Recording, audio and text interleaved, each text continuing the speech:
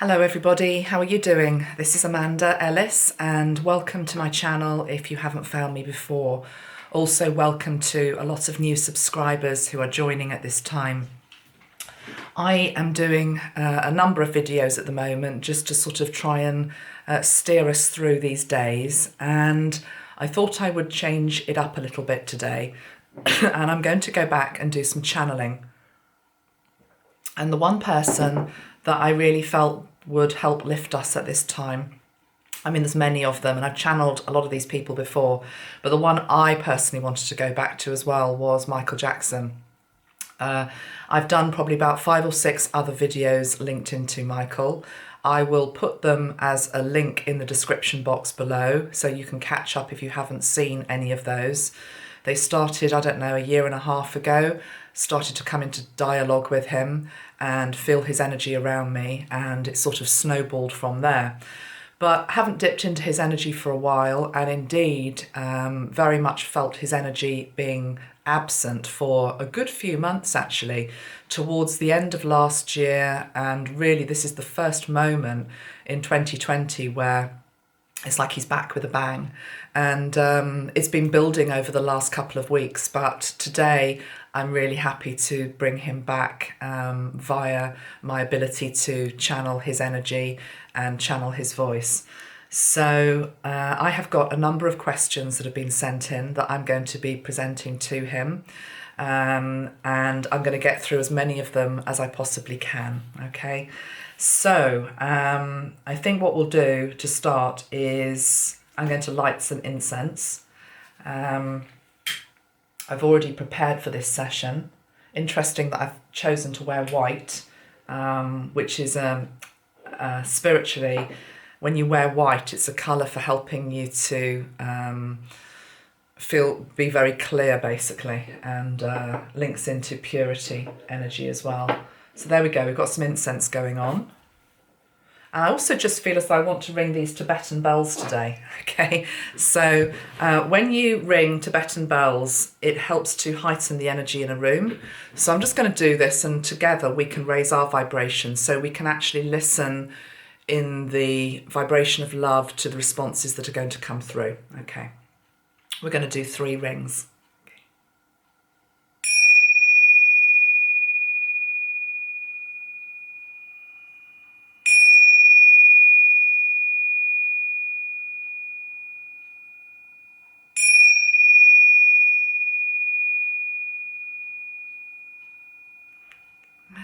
He's saying, like Tinkerbell, he's here.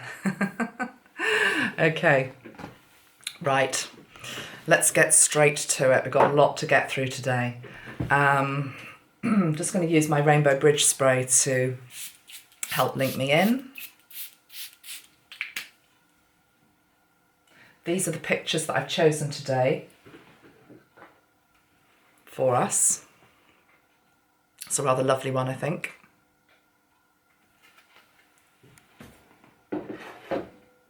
I've got this painting that I found in Covent Garden Market just before Christmas.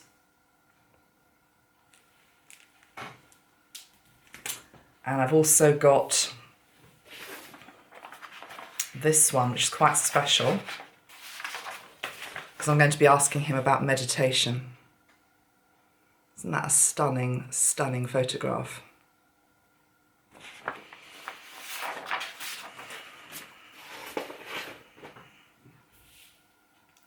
Michael Jackson.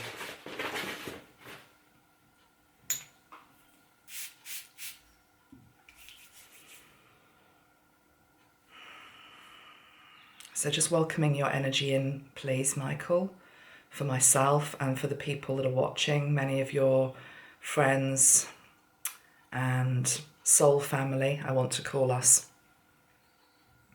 Those of us who are united in wanting to hear what he has to say, as we wanted to hear what he had to say in life.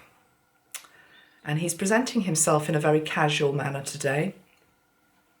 I noticed as I got ready for this session, I went to put on a jacket, quite a formal jacket, and he sort of said to me, "You don't need to dress up for me." And I could see energetically, when spirit comes forward, they present themselves in a way that you can relate to. And he showed himself to me dressed in very casual gear, sort of like jogging pants, a loose top, barefoot, and certainly not dressed up to any degree. And it seems to be linked into the way that he used to dress when he was at Neverland. And he was behind the walls of Neverland, as it were. And he was just at home and able to be himself. And it's as though he is linking into the fact that many of us at the moment are at home in an enforced way because of the current situation we find ourselves in with lockdown. And so many people are sort of dressing down in that way, sort of jogging pants and a loose, comfortable top. So that's how he's presenting himself to me. In terms of age, I'm never very good with ages, so I'm really hopeless at ages. I've just got an image of him in my mind's eye. I guess it's towards the end of his time before he left Neverland. That's sort of the age that I'm seeing him as. But he's certainly coming through in a very casual manner, quite laid back. Feels very zen, I want to say. He feels very zen. He feels very at peace. He feels very calm. In the past, Michael's come through in quite an excitable way. But today he's holding an energy of, I just want to say, zen. So I'm actually going to go straight to that first picture, in fact. And one of you did ask about meditation and Michael. And did he meditate? Now, this is actually taken from the still of one of his videos. I think it was Scream that she did with his sister, okay? So it's just a video image. But I'm just going to ask him about the power of meditation at this time. So I do know that he received some instruction from Deepak Chopra. So I know that as a fact. So talk to us a little bit then about the power of meditation, Michael. Is there anything you'd like to say?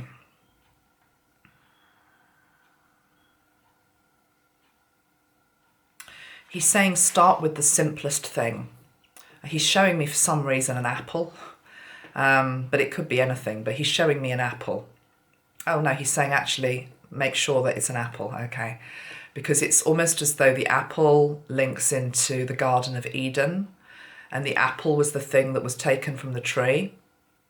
And the bite of the apple created us effectively as humanity being expelled from Eden. Taking the bite from the apple led to us falling from grace and out of favour, and created the separation from God. So he said the apple is something which is highly symbolic to meditate upon. And what he's showing me is it's as though the bite mark in the original apple that was taken from the tree has gone. And the apple that I'm being shown here is a green apple. He's showing me a green apple. Nobody has bitten into it. And in fact, now he's showing me a basket and it's full of these apples. So if you know the Garden of Eden story, this is going to make sense. If not, you need to go and look at that story. So what he is conveying is the fact that it's as though the old, I just want to get the right word right, Michael, the old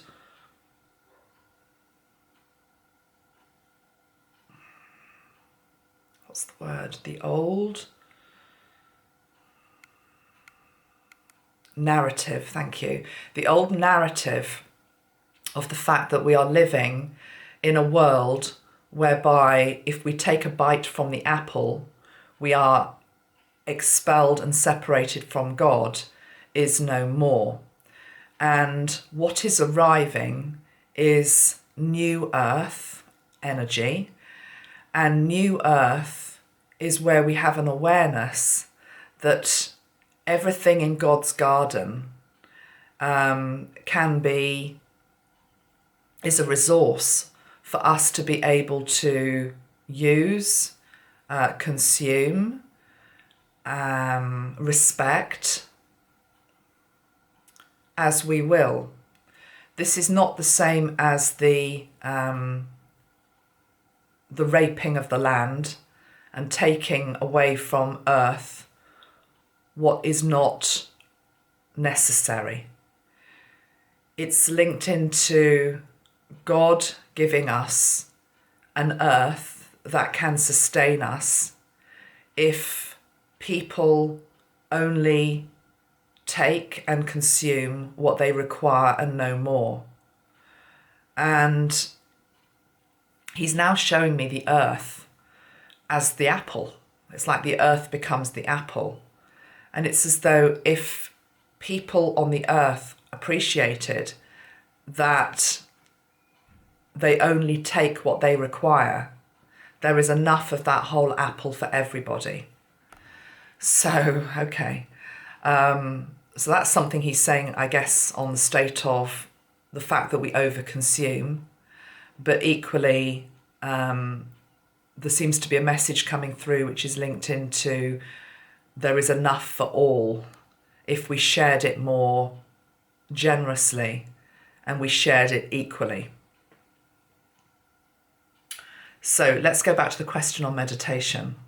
So he's saying, can you see all of that came just from us focusing for a few seconds on that one apple? So he's saying now take meditation into any other area of your choice. He keeps showing me elements from nature, whether that be a moving blade of grass, a tree, a cloud in the sky, a star in the sky, the moon,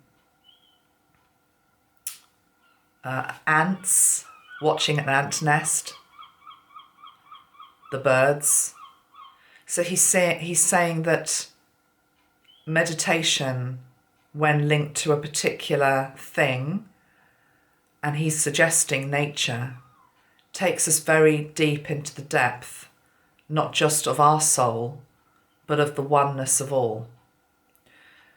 So when you really study a blade of grass, or you really study, and study's not quite the right word, hone in on, focus in on a blade of grass, or a stone, or a pebble on the beach, or the moon, it helps to take you deeper into yourself, but it also links you into a greater consciousness, energy which moves in every single thing on God's earth. And you start to recognize yourself within the stone. You start to see yourself as the stone, as well as Jane or Tom or Michael. You start to understand the interconnectedness of everything, that you and that element from nature are one. And when you truly are able to feel that and take that into your heart, you start to have a respect for everything upon this planet, every living thing, everything without exception. So Michael's guidance seems to be, in terms of meditation, to choose one thing from nature and to really allow yourself to feel into that at the exclusion of anything else.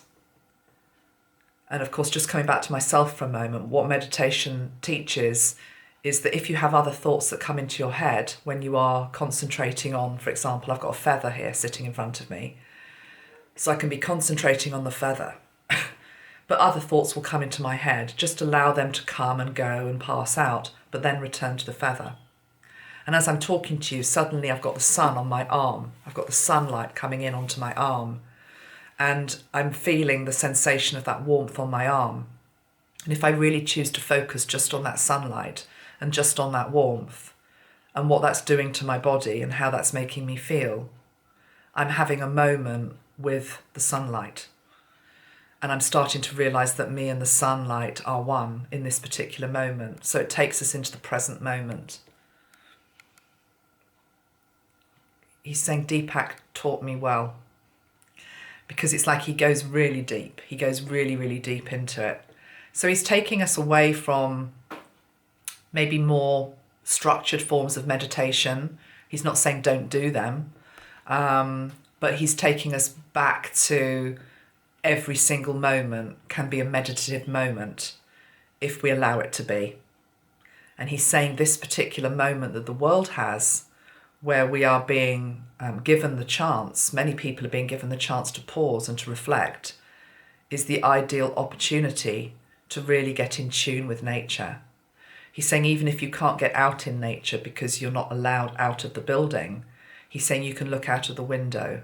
You can concentrate on the one tree that you can see out of the window. You can concentrate on the animal that you see.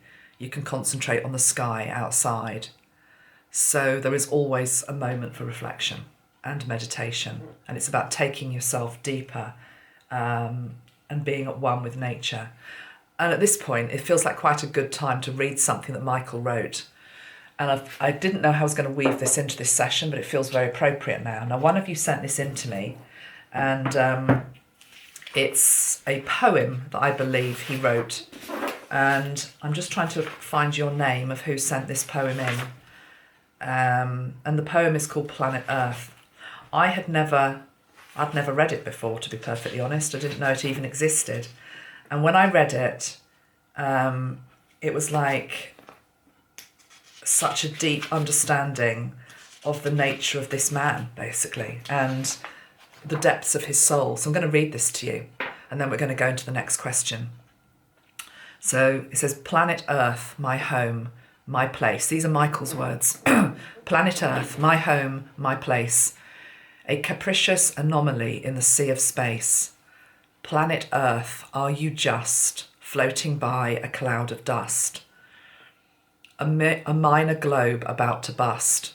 A piece of metal bound to rust. A speck of matter in a mindless void. A lonely spaceship, a large asteroid.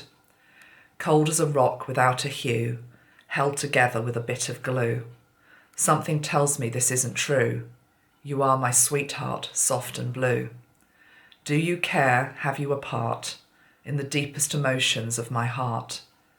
Tender with breezes, caressing and whole, alive with music, haunting my soul. In my veins I felt the mystery of corridors of time, books of history. Life songs of ages throbbing in my blood have danced the rhythm of the tide and flood.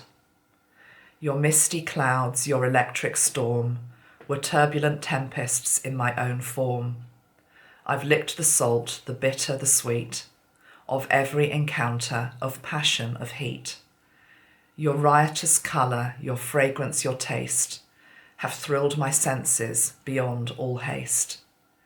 In your beauty, I've known the how of timeless bliss, this moment of now. Planet Earth, are you just floating by a cloud of dust?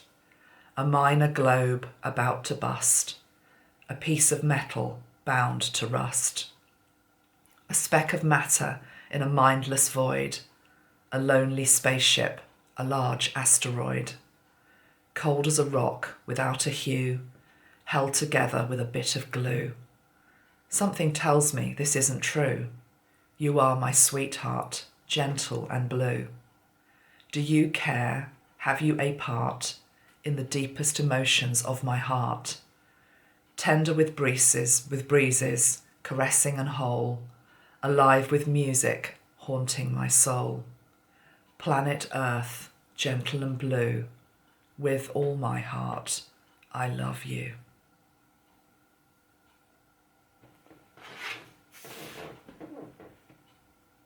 So, so beautiful, so, so profound.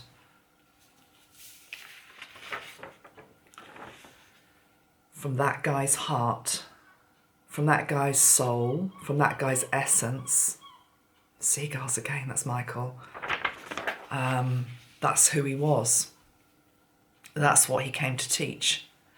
And I know so many people are starting to discover him anew at this time that we're in. And some of his songs are sounding particularly even more relevant in 2020. Heal the World, obviously, with all of the reset that is happening around our planet. We're starting to see the fish in the waterways of Venice again. I've talked about this. Nature is bouncing back. We Are the World, the song that he wrote with many other people singing on, so appropriate for this time. Can I just ask you about that, Michael? Are you, you must be happy to see your music coming back in circles. He's saying yes, and he's saying without ego, he's saying what I'm witnessing from this position I'm in now is that every time the songs come back round in a circle, they seem to come back round with more power. It's as though the words that were written in the year that they were written meant something then, but they mean even more now. And he's saying this is going to continue. And he's saying there's like a reverberation that goes through time and space. And he says, I'm very proud of those pieces of music. He says, I'm proud of all my music. And he says, I'm so pleased that people are still enjoying it and appreciating it and discovering it anew. And he says, it gives me such joy when I see people discovering my music anew or a new generation finding it. And he says, I am guilty of, being the one who's like he's peeping through windows, and he's getting such pleasure from just watching people dance and listen to the songs for the first time. And it's almost as though that's something that Spirit's able to do. He says, I would never invade anybody's privacy, but it's as though moments of joy, he says, moments of joy actually have a radiance all of their own. And you can feel joy, can't you? He says, you can feel joy. And he says, joy reverberates out to all corners of the universe. And he's saying that's why so many ancestors and spirits and angels descend when somebody has a birthday. Is because we hear the laughter, we hear the resonance of the happy vibe, the joyful vibe. He says it's very infectious. And he says it's as though we are drawn back sometimes. He says, but my music, he says, I can, as soon as the beat starts somewhere, he says, I can hear it playing. And he says, it fills me with great joy that people are still enjoying it. So it's like he's very humble with that. Okay, I'm going to go straight to some of your questions now. Let's go into a lockdown question, okay? This is from Dana Tucker. It says, Michael himself was pretty much in lockdown during his life and couldn't go out and do things. And most people are facing that and having a hard time. How did he deal with it? Okay, I dealt with it. I dealt with it by seeing it as my refuge, not my prison. Like many sensitive people, I found the earth to be a difficult, challenging place to be 24/7. And so to have an excuse of being able to take refuge in home was my soul's sanctuary. I never saw it as a penance. Of course, there were days when I would have liked to have been a normal man who was able to walk out of the doors unnoticed. He said, but on the balance of it, I look back now and I just see the refuge and the sanctuary that it gave me.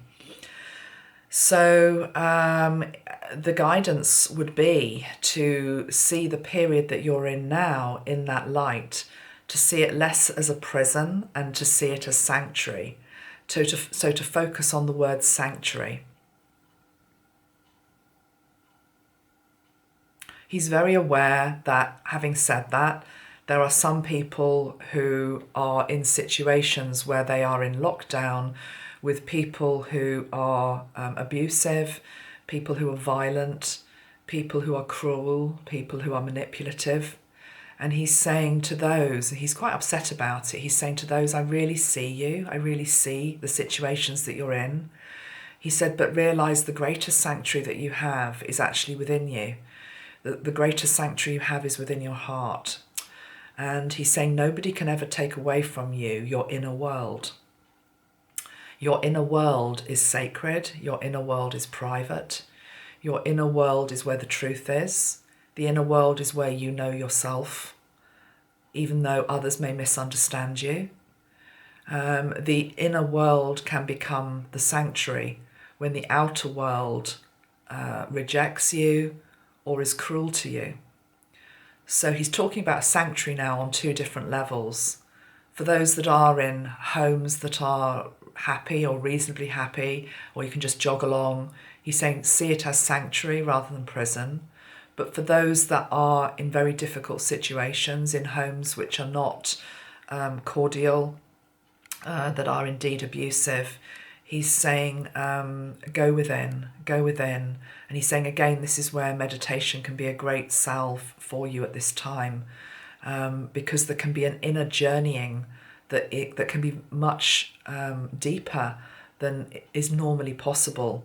And he's saying this is because many people are, for the first time ever, going within. And it's like anything. He says when there is a group effort, when more than one person gathers and does something, it adds to the power of the action. He's saying Christ taught us that, didn't he? Jesus taught us that, where one or two or more are gathered in my name. Well, he's saying it's the same thing here. He says there are so many people around the world now who are praying when they don't normally pray, who are meditating when they don't normally meditate, who are pausing when they don't normally pause. And he's saying this is creating a much deeper experience when you tap into that action, because it's like the power of three combined. So it's a really good point. I hadn't appreciated that, Michael, but I can really see that that is the truth. Yeah. He's now lightening it a bit, and he's talking about the, I don't know whether you've all seen these, but I've seen it on social media. There are these sing-alongs that you can do. He's showing me Andrew Lloyd Webber for some reason, who's a great songwriter, is a great songwriter. He says he seems to have got a lot of respect for Andrew Lloyd Webber for some reason. But anyway, Andrew Lloyd Webber is doing this thing whereby it's like he's playing the songs. I think one was Joseph, and then people are, I don't know how they're doing it. They're phoning in their version of singing along to the song, and then what Andrew's doing is he's compiling all of the, not even the best, but you know the people he wants to put forward in like a big compilation. And Michael's saying, I would love to be doing that. So it's like if Michael were alive now, he would absolutely be getting involved with that. He said we would be doing a virtual Heal the World. We would be doing a virtual any of the other songs. We Are the World. It seems to be stuck in my mind here with him.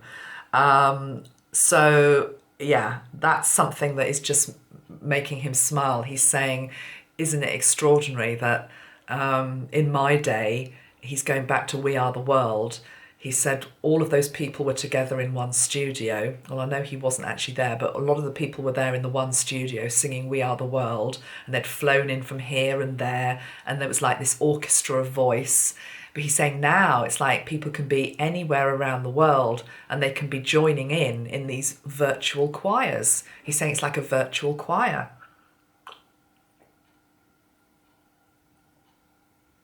And he's getting enormous joy from seeing it. He's saying, I just would never have imagined that all of that was going to happen, but it's great. So he likes that. Okay, let's go to another question. This is another one linked into lockdown. This is from, sorry, I haven't got my glasses on. This is from Rosie Wild, Rosie. Should have put my glasses on. Hi, lovely Amanda. Thank you. From lockdown, New Zealand. Please ask Michael how to help extroverts in their 20s alone in isolation. How to cope, please. Kiss, kiss, kiss. Okay, good, very good point.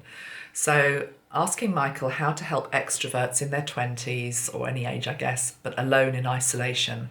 So Michael, somebody who's an extrovert, who is in lockdown, what can you advise them? How can they cope? he's sort of laughing and he's saying, you're asking me, I was an introvert. He's saying that was the great paradox. He said, I was an introvert. It's just I was able to become an extrovert when I stood on a stage. I could do that, but in my my private world, I was an introvert. And he's saying, so maybe there's something to learn from that, Rosie, which is that we all have within us we all actually have, we are dualistic, is what he's saying. Everybody is dualistic in the same way that you can be happy and you can be sad. You can shine light and you can also be dark. You can whatever, you know. He's saying in the same way you have within you the extrovert and you have the introvert. He's saying it's the thing about which one do you feed. It's that whole he showed me that poem, which is a native, it's an indigenous saying linked into the good and the bad in man. And it's to do with the wise elder who basically turns around and says, well, which one will win? And the elder says, the one that you feed. So it's the same sort of thing. But he's saying here, it's linked into an introvert and extrovert. So it's like you have labeled yourself in some way, he's saying, as being extrovert. But he's saying lying within you, there is also the introvert. There is this other side to you, which actually would like to be acknowledged at this time. So don't push it away. Does that make sense? It makes sense to me what Michael's saying there. That anything that you can think of, we have both extremes within us.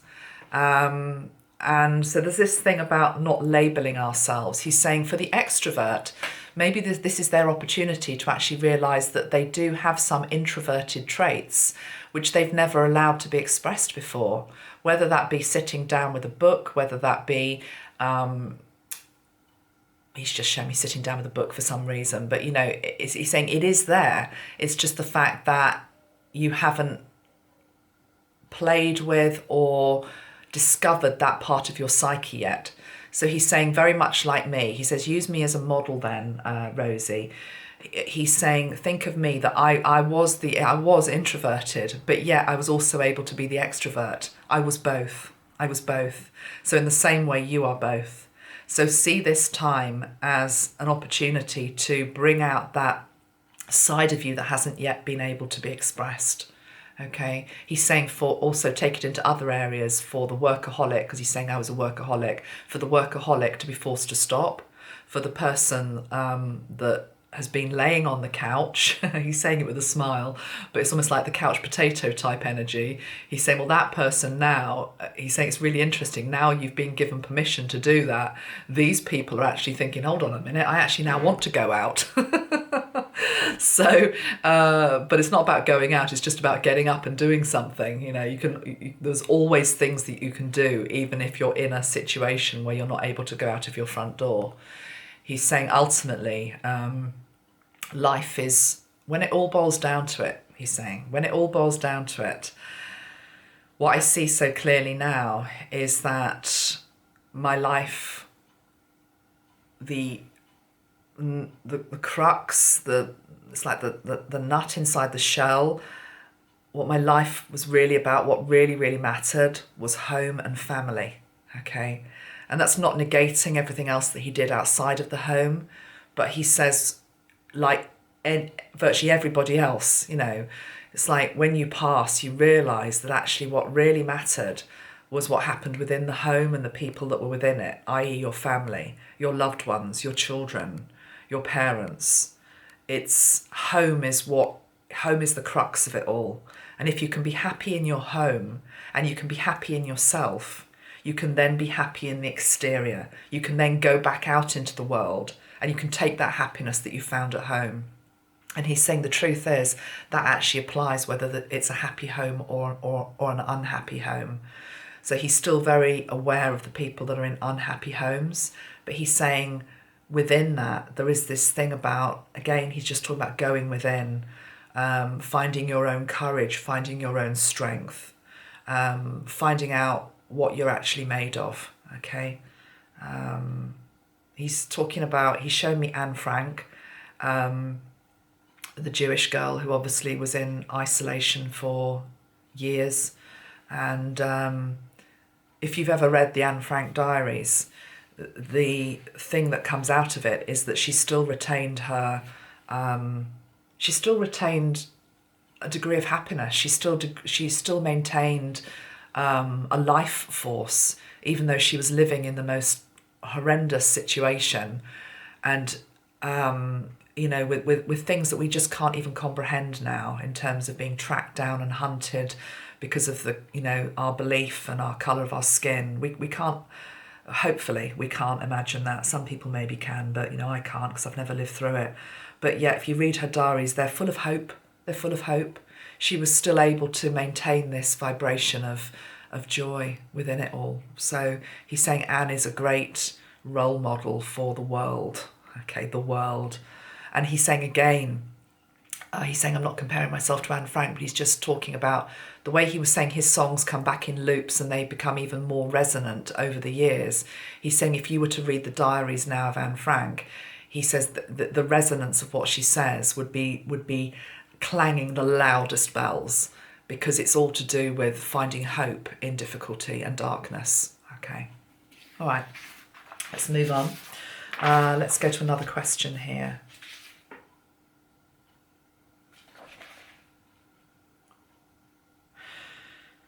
This is from Cecilia Hoke Middlecoop. Can't wait to hear from Michael. I have one question for him.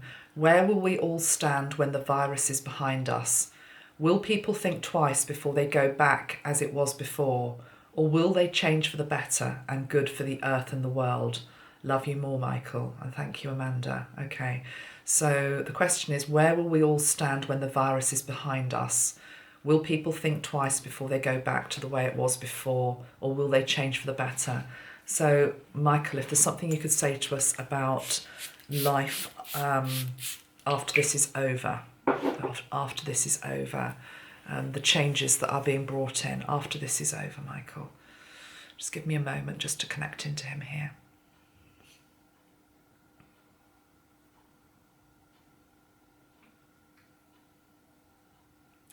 He's showing me a scene in my mind's eye, which is symbolic. And it's a huge bonfire. And into the bonfire, humanity has thrown all of their junk possessions, but that also includes old thoughts and also old behaviours. It's a bit like when you've seen a film, and in the films, there's somebody who she's like burning all the ex-husband's clothes or something, and it's like this moment which is about getting rid of the old. Okay, not condoning people doing that, but that's what he's showing me. He's showing me like this big bonfire, and into the bonfire has been thrown a whole load of old earth energy. Okay, old earth energy, things that we no longer need. Now, he's saying to me, by nature, Amanda, I am an optimist, okay? I always cling on to hope, because I'm hearing the first word that is being thrown into the bonfire is greed. And he's saying, I know that's a big one, to imagine that people could let go of greed. But he's saying greed, it has a scale. It's a scale from sort of like 1 to 100. So as an example, the world's energy, in terms of certain segments of the world, say he's showing me the barometer, and maybe in terms of greed, it was like they were 90% greedy, ignoring the rest of the world who had nothing. It was just like greediness as an energy was, say it was at 90%. And he's saying after this is all over, it's gone down to, okay, he's saying, I'm being realistic, it's gone down to 75%. Now he's saying, do not underestimate the impact that going down from 90 to 75% has. He says, because that is a big drop. It's a big drop, and that will start to ripple out and make a difference. And he's saying then when 75% becomes the new norm, then it will go down further to 45 is the next one that I'm seeing. Okay, from 75 to 45 is from 75 to 45 is a big drop. My battery became exhausted. So that's why I've just had a little break here. What Michael was basically saying is, yes, there will be a big difference. And as an example, man's greed, which wants to take more than they actually need, will start to recede a little bit, but it's going to go down in incremental amounts. So he's talking about from 90 to 75, and then from 75 to 45. What he was also just saying is that this is almost like an ego death as well that's happening at the moment. So people are letting go of the control that ego has over them to a degree. Of course, you can't get away from the ego because the ego is part of who we are, but it's when the ego runs the show at the expense of the heart. So we're going to be entering times which are more to do with the heart and the heart consciousness. Okay. As I was just charging up a battery, I pulled some cards, and I'm just going to show you what they are as I have a cup of coffee as well. Michael told me to put my glasses on because I was struggling to read, and he hated wearing his glasses, but you know, I was just saying to him, having a bit of banter, I was saying, you actually look really good in glasses. And he was saying, well, so do you. So we were having a little bit of a complimentary thing going on there. So never be afraid to be who you are. Right, the cards. The cards are from a deck that I got yesterday, and I think was probably a nudge from Michael. It's the Gaian Tarot. Gaia is Mother Earth. Okay, so the deck is by Joanna Powell Colbert. It's quite an old deck. I just had never had it before, so I'm still getting used to it. And 3 cards came out from Michael. The first is the Ace of Earth, and it's a beautiful card which shows a baby fawn, I think it is, a deer, and the green shoot of recovery. The Ace of Earth is always linked into a fresh new start, and it is linked into earth energy. So I love that. I feel as though there are green shoots of recovery that are happening as a result of there not being as many planes in the air. We're not polluting the earth as we usually do when we're going about doing what we had been doing. So the Ace of Earth is a fresh new start for Mother Earth.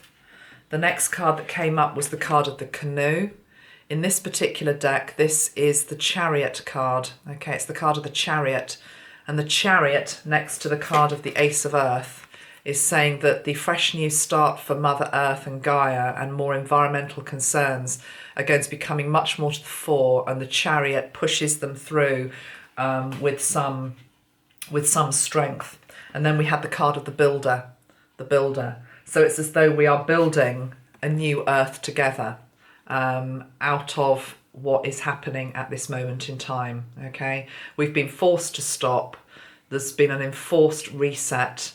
Mother Nature is benefiting from that reset, and we will be going to work and building something anew. Okay, let's go on then to another question. I just want to read a comment out here from Karen Kelly. She says, before this pandemic hit, I kept hearing Earth Song. We were getting out of hand, killing, and more killing. Killing in war, children dying, children missing, animals being killed for sport. And then I kept hearing Heal the World. Michael left a legacy of wealth beyond our wildest dreams. Not material wealth, spiritual wealth. I don't really have a question. I just want to thank him. So that's a lovely one there from you, Karen. I also wanted to give a shout out. I've just discovered the lady that told us about that beautiful poem, Planet Earth, that I read out earlier. And it was sent in by Anita Klinglias. Sorry, I'm sure I've pronounced your name wrong there. So thank you, Anita, for that. Lots of comments coming in, just saying wonderful news. Michael is so positive and feel good. Looking forward to hearing from him. Zorica De Beer, so happy. Me and my 6-year-old son have been listening to Michael almost all day as he has discovered Thriller, and he absolutely loves it. Looking forward to hearing from MJ. Quite a few of you are saying that your young kids are discovering his music and loving it. Katie, Anka, Rami, both my sons love him. 3 years, 5 years and 13 years, always have. Kids know and feel the truth. Lots of comments like that coming in. Okay, let's get to the next question.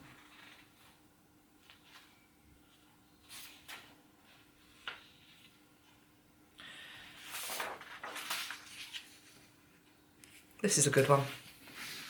Rachel Libby Hayes-Smith. I would like Michael's view on how we can help our children understand what is happening in the world right now. We know all this worry is filtering down to them, however much we try to protect them. Okay, well, I'm hearing loud and clear his response to that. Let me just have my coffee.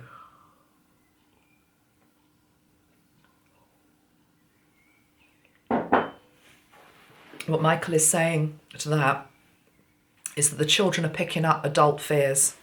They're picking up the fears from the media, and they're picking up adult fears. He's saying that's not to judge adults who have fears, but he's saying the children are actually the ones that can guide you during this time, because he's saying what I'm being shown very clearly is the children understand at a deep level why this is happening. It's almost as though they don't question it. They know it's necessary. I'm being shown younger children in particular. So, you know, I don't like to put an age on what children here, but I mean, I'm being shown 5-year-olds and below, maybe up to about the age of 10 as well. Teenagers probably are maybe a different category. Not necessarily, he's saying. He's just saying, just say children, just keep it general. Have an understanding that correction is required, and that Mother Earth needs to reset herself, and this is behind a lot of why this pandemic is happening. And so therefore, because they have a grounded knowingness about why this is happening, even though they might feel unsettled about it to a degree because their routines and their structures are changing, and lots of them are not at school, for example. He's saying there's just a knowingness. He's using the word knowingness. There's a knowingness with them in terms of this is just the way it is, this is the way it has to be, but equally this is not the way it's always going to be forever. So he's actually almost wanting to reverse that question, because it's less about, you know, how can we protect our children. We know that they're worried. What can we do to protect them? It's more about that they're okay. He's showing me just them as very grounded in this. I'm going to pull a card actually linked to the kids in all of this. Let's just do this. Let's just pull one card linked into the kids. So any guidance here, Michael, for the kids at this time? Just one card, please, Michael. Any guidance for the kids? The Seven of Water. Yeah, the Seven of Water is the Seven of Cups. So in the traditional tarot, this is the one where it usually shows somebody and they don't know what's the truth or what is a lie. And it's linked into, let me just get the card to show you. It's linked into a variety of different things being presented to you. And it's almost like, well, which one is the one that you should be focusing in on? Which is the one that's true? Which is the one that's false? Which is the one that is an illusion? And what he's saying is that the kids are able to see to the truth of what this is all about, okay? Whereas grown-ups are struggling a little bit more with it and going into fear. So I'm just trying to find the card. You'll recognise it as soon as I show it to you. It's a very, this one, okay? So that is the Seven of Cups traditionally, okay? And it's this person who is sort of being presented with a whole array of choices. And it's like, well, is there something victorious and good in this? You know, ultimately, is something good going to come from this? Or is it almost like a poison snake type energy? So he's saying that the kids sort of have a better understanding of what's real and what isn't. Your job as a guardian or a parent is to shield them from some of the misinformation and lies that are out there. And if anything, just allow them to be a child is what he's saying. Just allow them to be a child through this process. The more that you big it up into being something extraordinary, even though it is at one level, the more confused they get, because for them this is just like a part of life. It's just something that's happening. They have an understanding of why it is. Let it be, you know. So carry on doing the drawings, the cooking, the playing, the singing, the role play, you know, whatever it is the kids want to do. He said just let them do that. Don't you don't need to be over explaining to them. And that's not because you're mollycoddling them and wrapping them in cotton wool because you think that they're not advanced enough as a soul to get it. He said the truth is they do get it. So let them just carry on with their childhood. Don't put their childhood on pause because of what's happening in the wider world. He said that's the worst thing that you can do, as well as over explaining it. Try to keep it as normal as you can. So even if their structures have changed, for example, school, try to get some routine going within the family home, whether that be linked into school, work, play, or anything else. Okay, right, that seems clear. Emma Egan. Michael, you tirelessly worked and donated to many foundations, including your own Heal the World Foundation. Where do you think, from your spiritual perspective, we should be focusing our energy to have the greatest impact for the Earth's healing process? Example, environmental, poverty, education. You were always so sensitive to the needs of people, particularly children, and you believe that children could heal our world through their essence and childlike wonder. Do you still believe that? Thank you. Again, love you more. He says, absolutely, my opinion has not changed on that. That the children are the way showers is what he's saying. The children are the way showers. They always were. It's just that their voice was squashed and not listened to. He's saying, but the children are going to be becoming more vocal. And what he's showing me is it's to do with children in homes, family situations. It's as though they come out with these golden nuggets of truth. And he says, whereas other generations before would have squashed that down, it's as though because ascension is happening across the planet, he's saying more grown-ups are waking up to the realities and the truths that are out there. And so now their ears are more open to the pearls that come from their children. So he's saying when the grown-ups start to listen more, then there will be another leap forward in terms of what you call ascension. What was the other question? Where's the best place to put our focus? Education is what he's saying to me. Education. It all boils down to education. And he's saying what's happening in your world at the moment is the biggest lesson.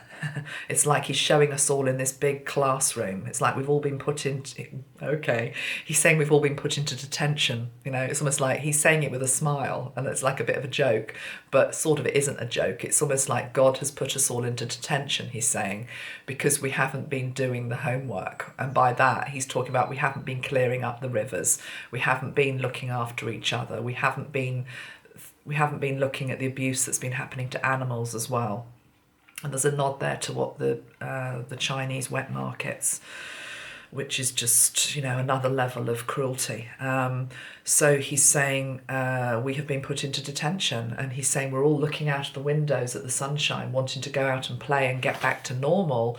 But he's saying until we have learnt the lesson that we're meant to be learning, then detention will be delayed for another 5 minutes. 5 minutes is symbolic of lockdown potentially being extended for another period of time, or he's saying you being called back into detention. So there is a possibility that when the first wave of virus has happened, and they're already saying this, all the medical people are saying this, which is that expect a second wave to come. That's what viruses do. We have to be grown up enough to be able to talk in that way and not shy away from the truth. But the second wave, he's saying he's saying there are different timelines at play here, and it's as though if the world can learn its lessons quickly and not go back to its old ways, so start to show evidence of real change, which starts from each single individual person. He said the second wave can be lessened. He says don't see it as punishment. It's not punishment from God. He's saying it's just nature correcting itself. And the only way that nature could be heard was to give humans something that would wake them up and shock them. And it's almost like a tough love type energy. Okay. So it starts with education, but as I say, he's saying the biggest lesson right now is going on right now with this virus. So it's like, are you paying heed to how out of balance things were? Are you learning that actually it's important that you learn to respect people who are sick and elderly, and that's why you're being asked to stay in, because you're putting somebody else's need in front of your own? Are you learning the lesson in terms of offering to help in any way that you can, even if it's just through the act of prayer, you know? Are you learning the lesson? Okay. There was another question here linked into the souls that are departing. I'm going to ask him about this. It's a question that has come up a few times from people on my channel generally. Where is it? Yeah. Nicole Sacano. What is the lesson and purpose of this phase we're going through? Okay, sorry, and I've answered that one. There was one which is about, why are the souls leaving at this time? Just wanted to give you credit. Okay, we go. Alison Dunn, it's your question. But I think you probably speak for a lot of people. Alison Dunn, I was wondering if the fact that so many souls have left the planet quickly due to the virus, was this orchestrated to help with clearing the ancestral lines? Okay, that's an interesting one. But equally, what is the meaning behind so many leaving at this point in time? Okay, I'm just going to go in and see what he wants to say about the souls that are leaving at this time. Thank them, he's saying, thank them. Thank them for their act of selfless service. How can there be a wake-up call for humanity without a degree of pain and anguish? He says, I wish that was not the way it was, but mankind has been looking down at the ground, not wanting to look at what they have been doing to each other and the natural world. And so therefore some brave souls volunteered and put their hands up and said, I will be that one. That creates a shockwave that goes through the whole world. And he said these people are on every single continent of the earth, and they are in every single country, and they are in every single community. And he said these souls came in with the understanding that their exit would help to wake others up, to bring in greater compassion, greater understanding, greater tolerance, greater ability to see each person as your neighbour, greater appreciation of the ones in society who do such important jobs who often are not fully respected. He's talking about the nurses, the doctors, everybody, people in the shops, the bin men he's showing me, just anybody who's doing jobs which are basically keeping the society going at this time. And he's saying what needs to happen is that they become the true heroes. He said a lot of the people that are presented as heroes in society are not heroes. They have got elevated positions which are not justified. They don't necessarily even have any talent to justify the position that they've got in society. It seems to be a nod to sort of like the he's not saying it, this is my interpretation of what he's saying. It's almost like the reality TV type culture, people becoming famous for 5 minutes, having no talent whatsoever, because there's always a place for the greats, whether they be great artists, great inventors, great scientists, great fashion designers, whatever, somebody that's contributing something artistically or creatively or that is useful. But he's saying a lot of the heroes at the moment that people have got, he's showing me they've got like these capes that have been put over them, but they're not deserved. And okay, I'm now being shown that the capes are being taken away from some of these heroes. He's saying in the same way that you're looking at your own community, your own family maybe, and you're either appalled at the way certain people are behaving in this crisis, and they still are very much into, themselves and only themselves, and being quite appalled by that. But in the same way, you are seeing people in your communities who are just thinking, oh wow, you're amazing. He's saying that's also happening with celebrity land. You're seeing people that are rising to the challenge and being there for their community, and others who really just don't care or are making ill-informed, misjudged statements and gestures is what he's saying. Gestures. Okay. All right. Anything else to say? Those that are leaving the planet, Michael. There is a big reception party up there for them, is what he's saying. There is a big reception party. What he means by that is that you might feel as though the deaths are happening very randomly, and but at a higher level of being, there is an orchestration, and everything is prepared for every single soul that passes over at this time. And every single soul is met, honoured, appreciated for their service. I'm actually being shown, I mean, this is symbolic, I'm being shown every single person. It's like they're receiving a medal. It's literally like, you know, when you run a race, a marathon race, and you get your medal, that's what I'm being shown. So some of these people are being, it's like they're given this, it's like a medal of bravery and honour. And I have to just bring in here, because it really touched me so deeply yesterday. I was just catching up on the news, and I think it's an Italian lady. I don't have her name to hand. I think she was 90. I think she was Italian or Spanish. And she died. And the reason she died is that she said to the doctors in the hospital, she had the virus. She didn't want to be put on a ventilator because there weren't enough.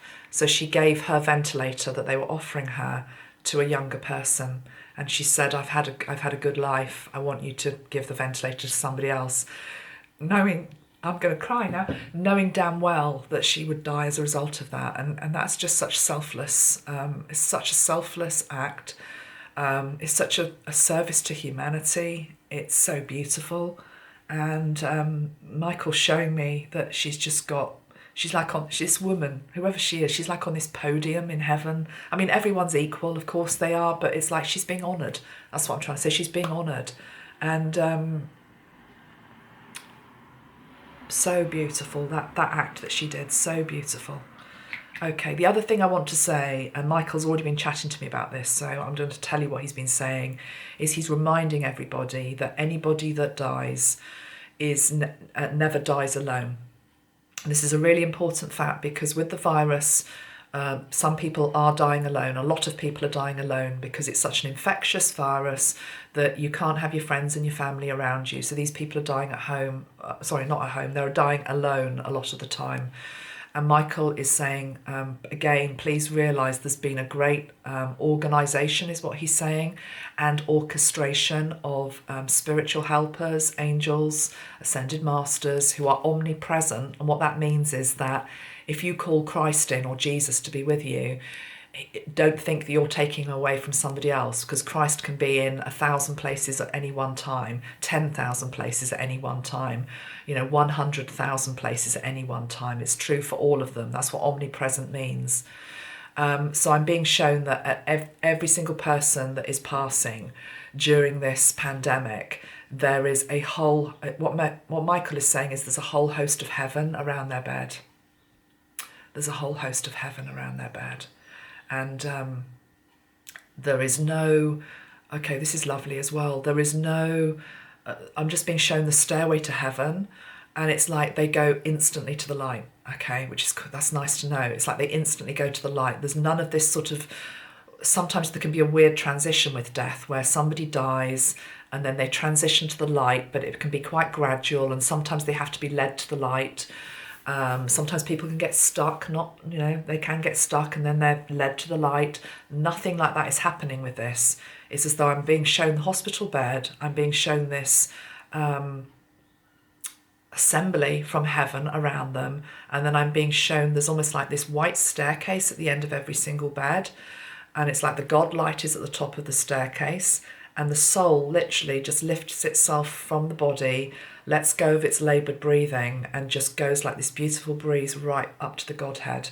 So there is no, they go very quickly to the light, and they are met by the light, and they are honoured by the light, and they are appreciated for their service to mankind. And then it's almost like I'm seeing now a whole host of people that have already died of this virus, and it includes the Chinese doctor who was the whistleblower who died. who was the first one to sort of say that this was on its way, and he paid with his life. He succumbed to the virus, and I'm seeing his face here, and it's like they're all looking down. It's almost like they're all on this cloud. It's symbolic, of course, but they're looking down on us, and what I'm hearing them say is, have they got it yet? Have they got it yet? How many more reserves are we going to have to pull up here until humanity gets it? That humanity has to learn something from this. Humanity has to change.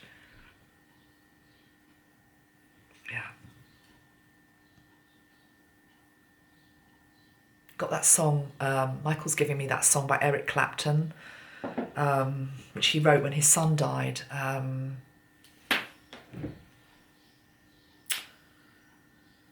About heaven. Eric Clapton.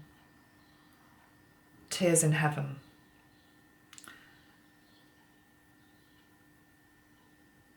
Would you know my name if I saw you in heaven? Would it be the same if I saw you in heaven? I must be strong and carry on, because I know I don't belong here in heaven.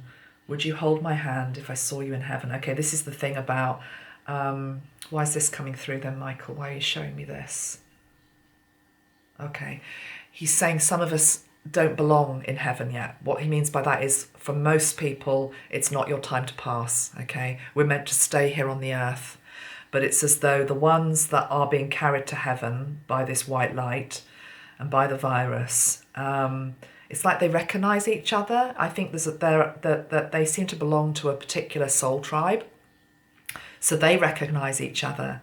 But it's as though if you or I, who aren't maybe going to succumb to the virus, maybe, I don't know, but, say I'm not going to succumb to the virus, I hope I'm not, but say I'm not, it's not my time to go, I wouldn't be greeted at heaven at this moment, because it's like, no, the door's barred there to you. You're meant to be down here on earth still. So there's this sort of balance going on. But amongst the group that are in heaven, they recognise each other. Okay. I think also I'm being given that song Tears in Heaven because Eric Clapton wrote it to do with his son that died, who was very young. So I'm also being shown there's some children up there as well who are passing at this time. And that is very, very difficult to talk about that because, of course, our heart just goes into spasm when we think about a young child or a baby dying of this. But yet again, the same thing applies, Michael is saying, all souls. It's like we've got to start seeing people as souls. And when you see people as souls, again, it's like there is a sacrifice being made here. But yet it's the soul that has made that decision. Okay. Let's go for another question.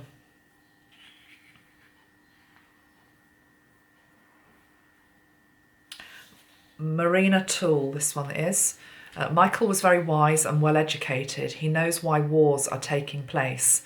And now we have bioweapons instead of bombs. My question is to what he thinks of the powers of the world and their agenda. What can he make us see to understand and survive this mentality? Make us strong. I hope he can enlighten us and strengthen us. How does he view what takes place in the world? I am thinking we will arrive in a new world, spiritual world, more freedom. I would also like to know how he views the positive side to this. Thank you, Amanda. I'm so grateful and happy that you're bringing him back. So, okay, he's talking about the fact that don't go into an energy which is linked into, it's almost like a victim mentality, that this is sort of being done to us by a particular agenda. What he means is start to see that the agenda is what the agenda is. And the agenda is what is needed to make the world wake up to truths and make people question and make people alter it ultimately. He's saying you live on a planet of duality. You live on a planet of both good and bad, light and dark. And he's saying until man and humanity makes the collective decision that that lesson is no longer needed, then duality will play out upon your planet. And so to see both sides of light and dark as actually belonging to the same coin. They're just two sides of the same coin. And equally, you have also played different roles in different lifetimes. But he says it's really for humanity and consciousness to decide the moment when they have had enough of that particular game.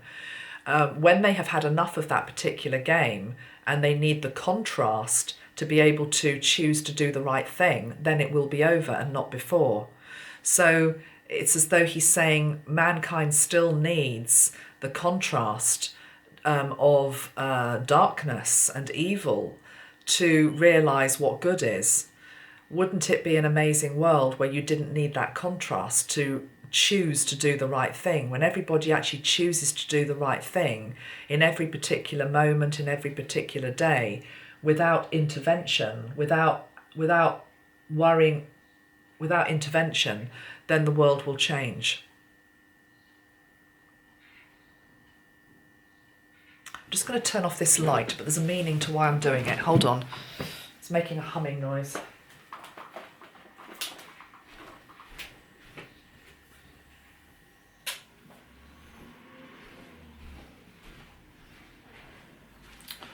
And it's such a perfect lesson in what I've just done. The light that I use, let me just move the camera. I've probably gone dark, but never mind, that's a little bit better now, is a halo light. It's a halo light, which a lot of YouTubers use. But mine probably needs replacing because it keeps humming really loudly and it's annoying me, so I turned it off. But what I actually did was I switched off the halo, okay? And it's like Michael's saying, when we can start to stop seeing, wanting the story of heroes with halos and villains with, fort pitch, whatever it is they wear, the horns, then the story will be over. But it's as though humanity needs to make that decision, is what he's saying. Why would humanity choose to have good and bad on this planet? Because that is what we as souls asked for our greater growth. How can you? He's saying you can grow, of course, just in a state of complete oneness and bliss. But he's saying at the moment, most people don't understand that. People only feel as though they can grow as a result of adversity or challenge and to rise above. He said all of that needs to be let go of. That you can grow, you can just grow in the light. Okay. I'm going to go to another question. Can you give us some hope, Michael? Katie Murray. Let's see what he wants to say. Always, he says. Can you give us some hope?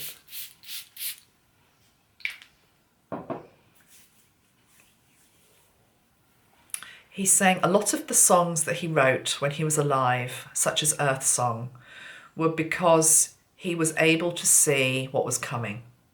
He was quite, he's not using the word, but I'm going to use the word, he was quite a prophet. So he was able to see what was coming, not just in terms of the way the world was, but the timeline that we were on, basically. But he's saying he also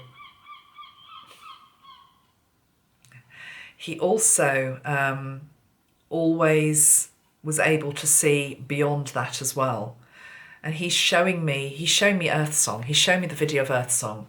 And if you've seen it, it's quite graphic because it shows the destruction of what we are doing and what we have done. Okay, the destruction of the rainforests, the killing of animals. It's a hard watch, that video. But then at the end of Earth Song, everything bounces back to life, doesn't it? Everything comes back to life. It's like we redress and we correct the imbalance. And so he's almost like he's wanting to give you that song because he's saying it's all there in that song. It's all there in that song because it's expressing this destruction and this difficulty and this challenge. And it's like, my God, look what we're doing. But then there's also that, but look what we can do. Look what we can do.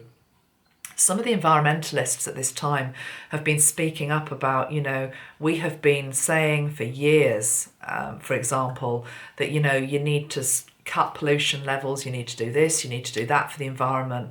And all the time, of course, people have said, no, you can't do that because it's going to affect the economy.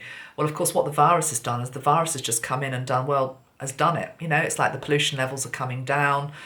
It's been enforced. So it just goes to show that it can be done. Right, a couple more questions and then I think I will leave this for today. Let's just see.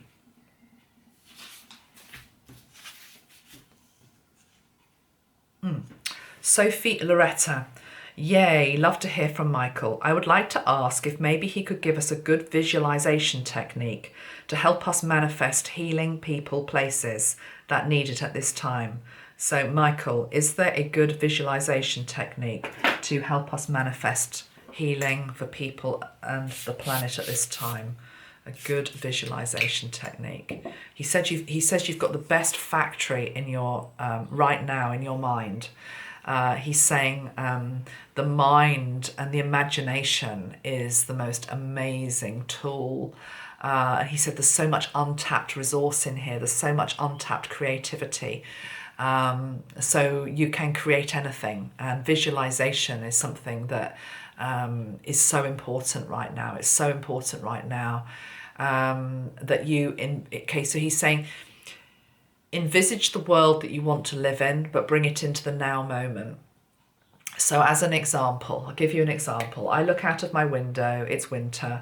I see a barren tree with no leaves. It's a grey old day actually today, bit uninspiring. But if I chose, going back to what he was saying about meditation earlier, just to focus on that tree, but to visualize that tree in abundance, okay? We're full of green leaves, with birds nesting in it. Maybe I can be creative and put some fruit onto the tree that doesn't actually even grow on the tree. Maybe I can visualize a blue sky, some sunshine. I don't know, whatever it is, you know, it's like what he's trying to say is it's like, think of something that you know is dysfunctional at the moment or that needs healing. So it could be a country, it could be a person, it could be a place, it could be a subject. He's saying too much attention is put sometimes onto the problem. He's saying, I know, of course, we need to concentrate on the problem because you have to raise awareness. But he's saying people sometimes just get stuck looking at the problem, whereas actually what you need to be doing is focusing on the solution, and you can create that in your mind. So as an example, he's showing me Syria. Okay, he's showing me Syria, where they've had years and years of war and bloodshed and just terrible, terrible things that are going on there. And he's showing me these children barefoot in rags, and they're terrified because of the bombs. And you know, there's just this absence of hope. There's an absence of nature as well in a lot of places. I'm seeing buildings that have been blasted by bombs, but there are still people living there. They're surviving.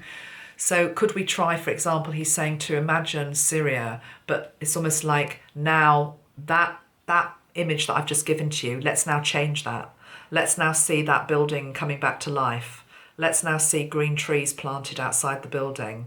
Let's now see those children getting ready for school.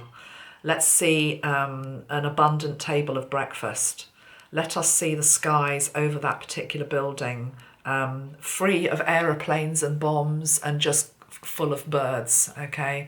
Let us also bring into that scenario, let's push the envelope, he's saying. So for example, let's see living in that building people of multi-faiths, okay? Multi-faiths, multi-belief systems, all living as one, just in that one building. And this is post-war, this is post-poverty, this is post-famine, this is this is not just the future, this can be now, you know? And then put that vision into a bubble.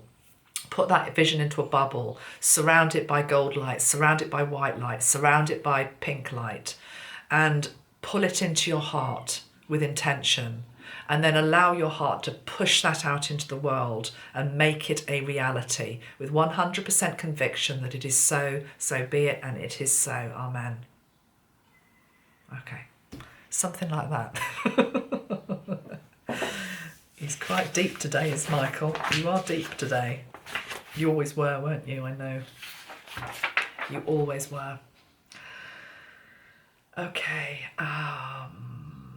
I'm going to go to a final question here from, this is on my Michael Jackson closed Facebook group. from Fatima Volofsky, my friend. I said to Michael, I said, okay, I'm going to take the last question in this morning on the page, and yours came in, and it's a great one. It's a great one to end with.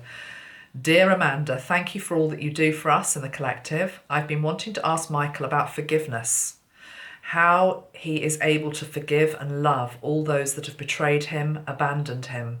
It is easy to say, I forgive you, or to say, turn the other cheek, but to truly forgive, honestly feel this energy in the heart, is what I'm struggling with, and would love his insight. Michael, you were able to forgive in life. What can you give us as a message on how to truly love and forgive? Besos from Madrid. Okay. Firstly, Michael is saying he's sending his love to Madrid, and he's aware of the suffering in Spain at the moment. Spain is facing a huge number of deaths every day at the moment due to this virus. So that's the first thing he wants to say. But yeah, let's talk about forgiveness then, Michael. Okay, it's quite a clear response coming back from him, which is he's saying to forgive somebody, whoever they are, you have to see yourself in them. I'll repeat that. To forgive somebody, whoever they are, you have to be able to see yourself in them. So it's this understanding about unity consciousness, that at some level of being, we have within us all facets of every person alive. We have within us the reflections of all the best of humanity and also the worst of humanity. That doesn't mean that we act out on the worst of humanity. It just means that it lies latent within us, because the universe is within us. The universe is within us. So if the universe is within us, what he's saying is it doesn't exclude this or that and say, oh no, it can only be that little bit of the universe that's within us and only that bit that's nice and friendly. You know, if the universe is within us and we are the universe, then we hold within us the template of everything. Again, it's what you choose to build. Which template, which code within you do you wish to switch on in this lifetime? Do you wish to be somebody who just switches on, who chooses to switch on the code of love and compassion and healing and tolerance and friendliness and brilliance? Or do you wish to choose to look at the darkness? And do you wish to manifest that? And do you wish to be that? And do you wish to excel in that? Some people, believe it or not, choose that, and they choose it because we live in a world of duality that needs both. So if you have that understanding and you know that you have all of it within you, then the person that wrongs you is just another reflection of something that does sit within you at some level of being, that you can also potentially be the one who is vindictive. You can be the one who is judgmental. You can be the one who accuses wrongly. You can be the one that is money grabbing. You can be the one that is selfish. You can be the one that is, Michael doesn't swear, but I wanted to say a bastard, you know, it's just like, you can be that person. But the thing is, you've chosen not to be, but it's still within you because the universe is within you, is what he's saying. So when you truly want to forgive somebody, you have to be able to recognize that there is an aspect of them within you. And he said that's hard for people to hear. And he says most people don't want to hear it. And most people will throw that teaching right back in your face, Amanda. But he said there'll be some that get it. And he said for those that get it, truly get it, they're the ones that can really be able to tap into the greatest degree of forgiveness that is available. Because what you effectively are doing is you're recognizing God within every single person, however they have behaved. Because the truth is, God is within every single person, however they have behaved. It's just that the human being displaying the badness is making a human choice to do that. But God still dwells somewhere, even if it's very forgotten in the bottom of the depths of their soul, it's still there.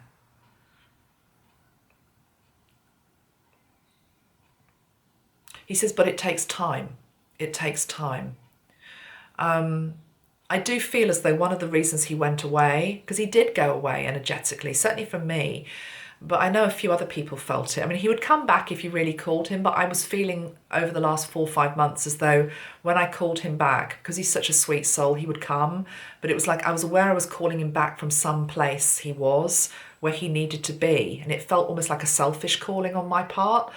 I'm not saying if you've done it that you're being selfish, I'm just talking about myself, okay? It's like I knew I wasn't meant to call on him over the last few months, but he's back now and it's fine. So am I right, Michael, that you were, at some level of being, you were working on yourself in spirit?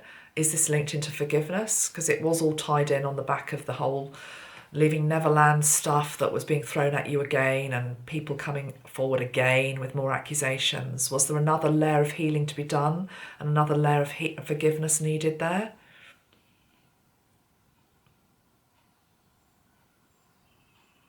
Yeah, yes, he says.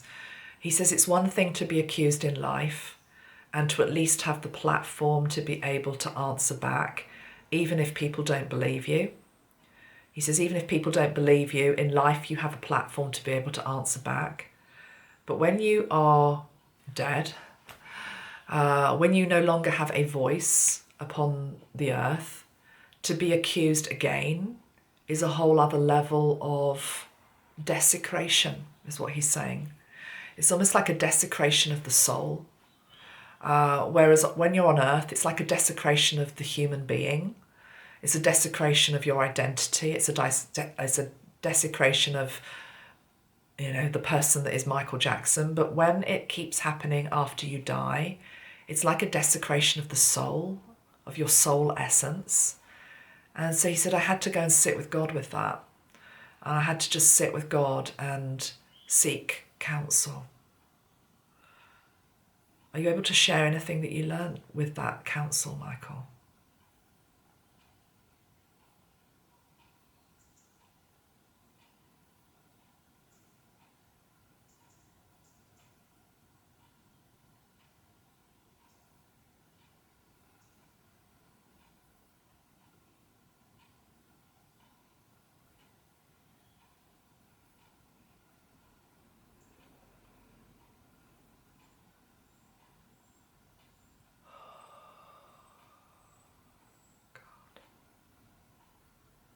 Beautiful is that?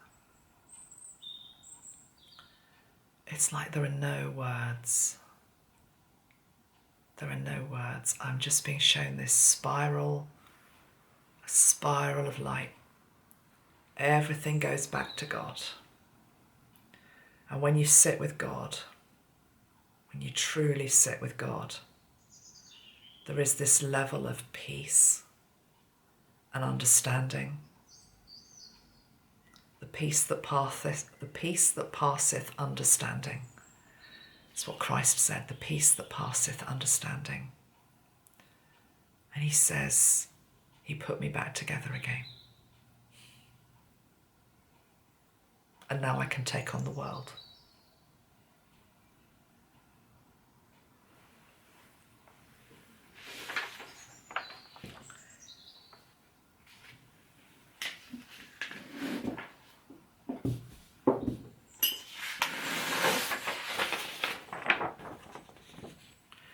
He put me back together again, and now I can take on the world. So yes, it hurt. It hurt his soul essence, what happened last year. It was a whole other level of betrayal and anguish. And I'm also feeling a strong sense from him of anguish for his family that had to go through it again and are still going through it again. And I think he's also very aware that some key members of his family in particular were very affected by it, and particularly the ones that spoke up for him.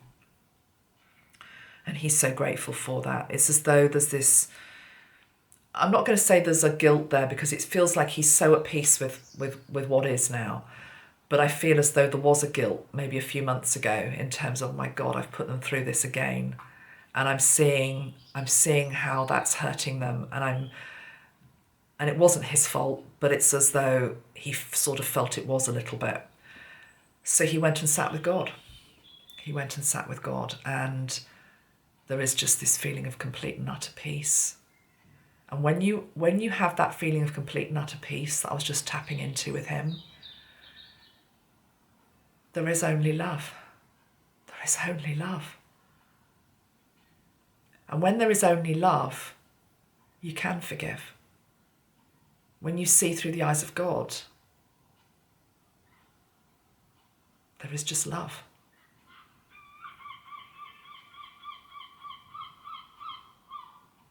Ain't that the truth, Michael? Yeah, the old seagulls. Right. I'm just going to I'm going to pull a card, and then I'm going to go and just have one quick message from Michael without any questions. And then I'm going to try and get this uploaded. The 9 of Fire has come out. I think he's trying to tell us something here, don't you? Okay, I'm just going to go on the image here and the card. It's very clear to me what he's saying. Sit. Let's put it with this one. Okay.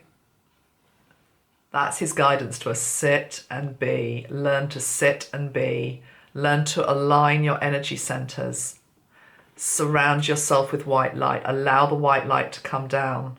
Sit and be. Allow the white light through all the chakras of the body. Allow yourself to be illuminated by God's light. Feel the peace in that. All of this other stuff, all of the accusations, everything that's been aimed at him, just let that go. Be surrounded by the God light. That is the truth.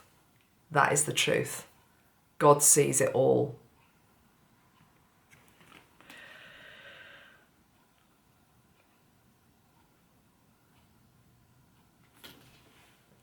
Let's go back, Michael, to meditation. Anything you want to say about getting people just to sit and try it?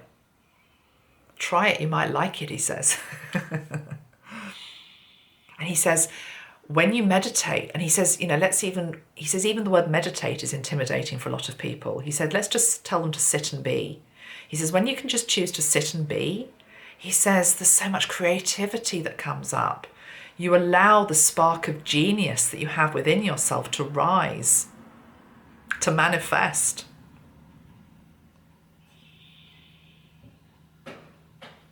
Learn to listen to your own true counsel. Learn to feel into your own higher self. That is where the truth is.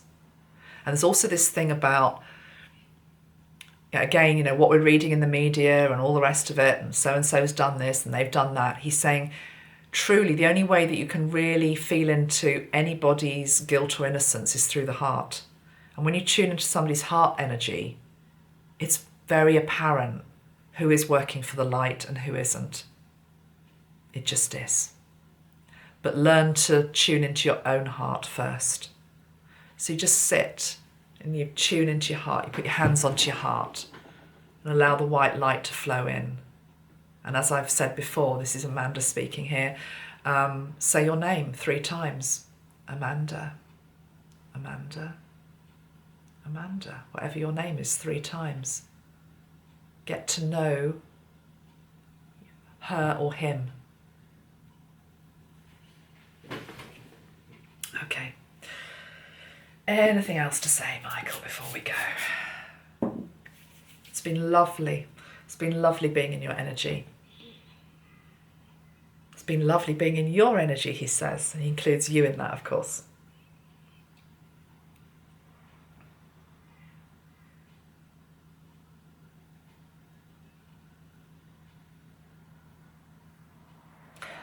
I have no idea why he's showing me this. He's showing me sugar cubes. I feel as though it's linked into going to feed I don't think sugar for a horse is probably a good idea anyway, but it's almost like, seems to be linked into, maybe sugar is symbolic, little sugar cubes he's showing me.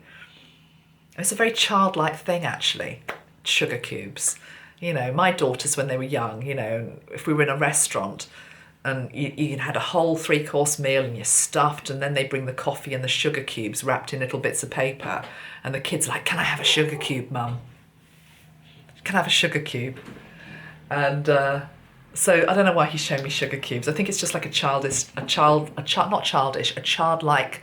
small little thing, which is fun. And Bella seems to agree. Somebody's just brought a box in. I know what's just arrived at my home. Those of you that saw my Facebook video last night, or I also put it on my community tab on YouTube, I did an unwrapping of what I thought was a holistic box, and it was ridiculous. It was April Fool's Day, and it was actually a box that I'd wrapped up for my mum, and we had a laugh together. We just had a laugh, and I think that's the proper box that's just arriving. So that's almost like a little gift coming from Michael. So he wants me to unwrap that box now. But I'll do that on another video. Okay, I just want to thank him. Oh, he says he loves gifts. He loves surprises. He loves the fact that I've gifted myself this box. Okay, so he's saying gift yourself something, you know, whatever it is. Doesn't have to be monetary. It can be anything, you know. Go and, if you're allowed out, you know, pick yourself a little flower or something and put it on your dressing table or put it on your desk. Do something for you. Feels very important. Any other final message for your fans, Michael?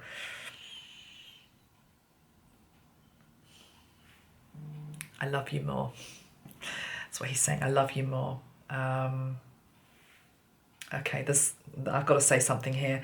My phone just beeped and it keeps coming up with these news messages for some reason. I don't actually know how to turn them off, but a piece of news has just come in. Let me get it, which is to do with masks. And I thought that might come up because Michael wore a mask, didn't he, a lot of the time when he was alive. And I think one of the reasons he did it was that he was trying to protect himself from germs because, you know, he went on these worldwide tours and he had to keep himself well. So now, you know, I don't know, half the world is going around wearing a mask at the moment for obvious reasons. So I had already channeled something through on another video from him where he was talking about wearing the mask, but equally very much like the armour of God. Maybe that's what he wants me to end on. The armour of God, which I've talked about before, which is a daily practice. You just ask God to put these items onto you and it gives you protection. Michael was also saying you can ask God to put a mask onto you, and we called it the mask of indifference because it's as though you become, you know, all of you be indifferent is still a strange word for me, but it's what he keeps calling it, the mask of indifference. So here we go. Feet that walk in peace. May you have the sword of the Spirit, the shield of faith, the belt of truth, the breastplate of righteousness, and wear the helmet of salvation or the helmet of awakening. So he's giving us the armour of God. Okay, this is from the Bible, so this is, you know, comes from God's mouth. But equally, Michael was adding also to imagine that you're wearing an energetic mask which covers your nose, your mouth, goes up to the ears, and you just, again, like you're imagining you're wearing your belt of truth and you're wearing the sword of the Spirit, or holding the sword of the Spirit. It's like protection, it's like armour from God. Also imagine this energetic mask around you, which is indifferent to any virus that might want to come into your body. It's just like pushes it away. That's not my reality. I don't want that. Okay, so again, it's just another tool. It's another tool to use. Okay, I think on that note, I will say goodbye to him and say goodbye to you. Thank you very much. Love you all very much. And as Michael says, love you more. Thank you, Michael. What are you going to be doing now? Where are you going? Something coming through about horses with him. Did he ever ride a horse? It's like he wants to go and ride a horse.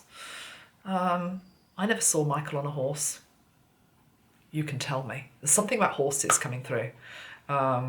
He seems to be very linked into the energy of the horse at the moment, the spirit of the horse. So,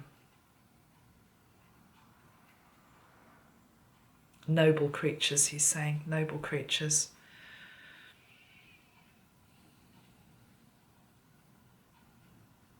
Okay. Namaste. See you all soon. Bye for now.